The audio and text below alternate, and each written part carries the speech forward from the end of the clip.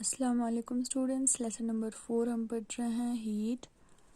कल हमने measurement of temperature पढ़ा, उसमें हमने मरकरी थर्मामीटर के बारे में पढ़ा और मरकरी थर्मामीटर के एडवांटेजेस और डिसएडवांटेजेस को हमने देखा।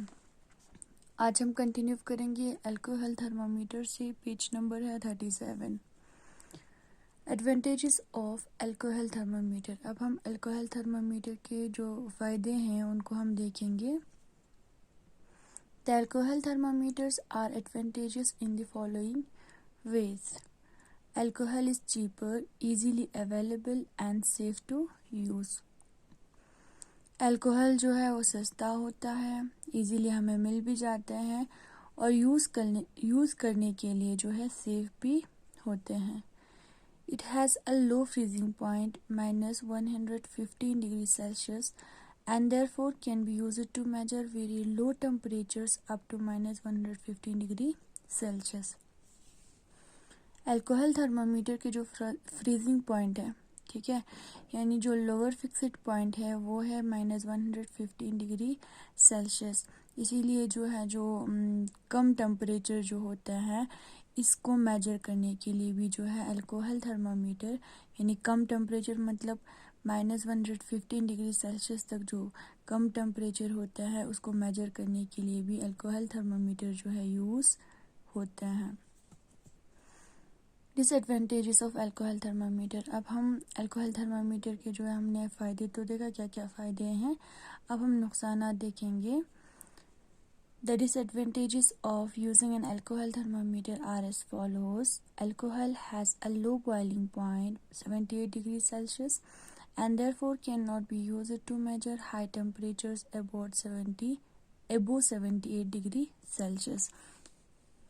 अल्कोहल थर्मामीटर के जो लो बॉइलिंग पॉइंट है वो है 78 डिग्री सेल्सियस, ठीक है।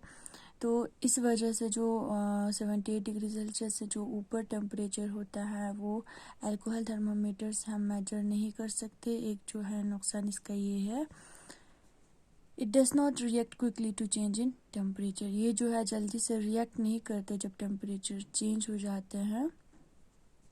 Since alcohol is colorless, it needs to be dyed before being used as a thermometer liquid।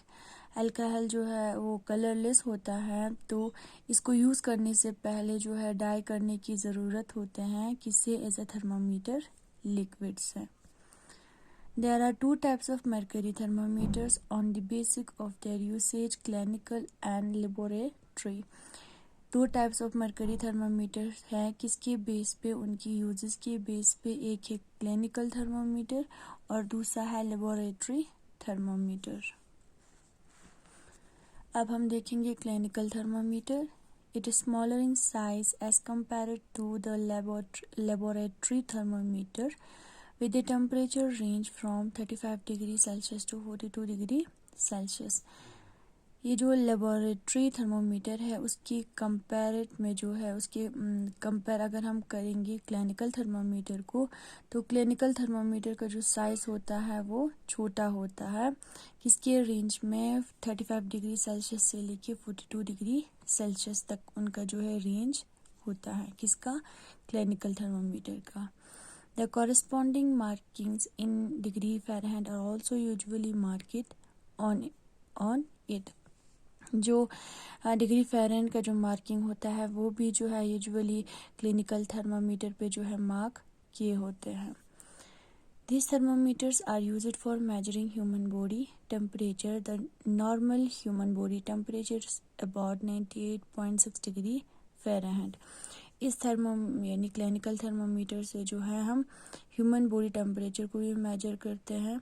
Human body temperature को मेजर करने के लिए भी जो है ऐसे थर्मामीटर्स हम यूज़ करते हैं। और नॉर्मल ह्यूमन बॉडी टेम्परेचर जो है वो कितना होता है? 98.6 degree Fahrenheit. These thermometers have a kink or slide bend just above the bulb of the thermometer so as to stop the mercury from coming back into the bulb after the thermometer has been removed from contact with the body। Thermometer को body से जो राब्ते से जो है body के राब्ते से हटाने जाने के बाद इन थर्मामीटर में जो है स्लाइड बेंड होता है, ठीक है। ऐसे स्लाइड